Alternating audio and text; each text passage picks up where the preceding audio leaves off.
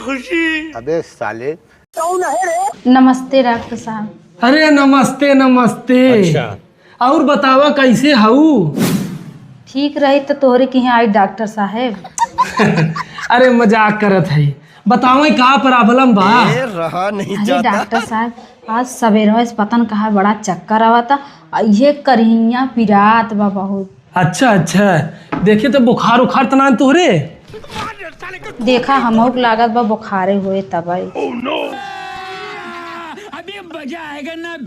पेटे में दिक्कत ना आए बा डॉक्टर साहब, पेट चेक करत है। चलो लेटा, कमर में सुई लगाई बा। डॉक्टर साहब जब हल्का बुखार बा तो हथवा में लगाई देना, का कमर में लगाऊ बा? अरे नहीं भाऊजी, तोहरे हथवा में लगाए के सारे के हम तोहर शरीरिया नुकसान कराऊ?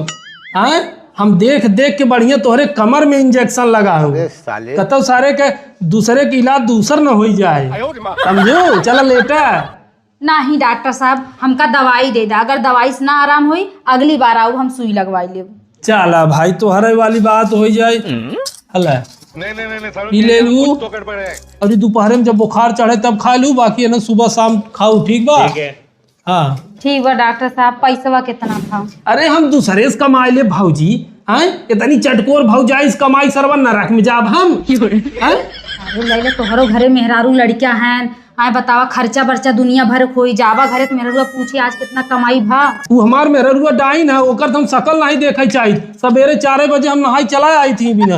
अब मेहरारू रहे तो तोहरी की नहीं आ रहा है, आए कोमल पतील चिकनी एकदम। क्या करूं मैं इसका?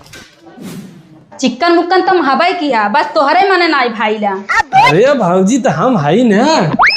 ये फंस गया। अरे मम्मी ताई हाँ हम यहाँ क्या करते रे? का करत है? हल्का हल्का बुखार लगत रहा, हमके चली दवाई ले ली, फिर सोचे चली देखे कैसे डॉक्टरिया इनकर चलत बा। उठ ना देख। अरे डॉक्टरिया अच्छा ही चला था।